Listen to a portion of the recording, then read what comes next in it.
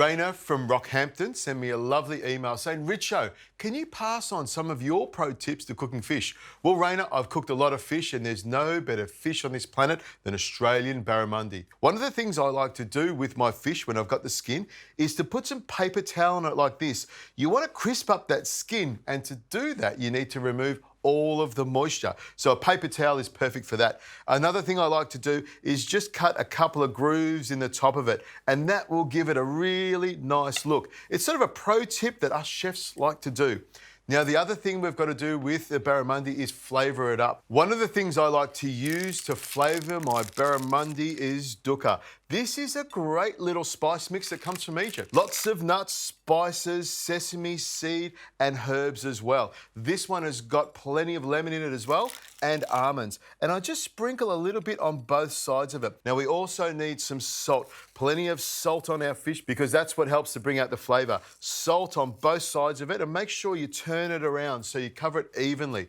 We also like to have plenty of pepper on our fish, so make sure you put plenty of that. Now, my fry pan is already on. You can see that thermo signal is red hot, so we'll pour that on top of it and the oil will heat up very quickly. Now, here's my tip. Grab your barramundi like this and pop it into the pan. If you want, you can use a pair of tongs, but pop it into the pan and push it down. When the barramundi cooks, it wants to flex up and come off the pan, so a little bit of pressure for the first 30 seconds or so will make sure that skin sticks flat to the bottom of the pan. It doesn't stick, but it'll sit on the bottom of the pan and will crisp up beautifully. Spin that around there like that and then pop the other piece in and pop it down. Now, usually when I cook fish, I like to cook it for about 2/3 on the skin side down and then turn it over for the last couple of minutes. And that way I know it's cooked all the way through, nice and crisp on the top, and then most importantly, moist and juicy on the inside. After a couple of minutes on the bottom side, the fish is ready to go. Take that off here and I'll pop this onto a plate while I make the sauce. The sauce is going to be the best part of it. And the best way to start a good sauce is popping a little bit of white wine in there. And while I'm here, I'll add some more Dukkah and then a squeeze of lemon in there for a bit more acid.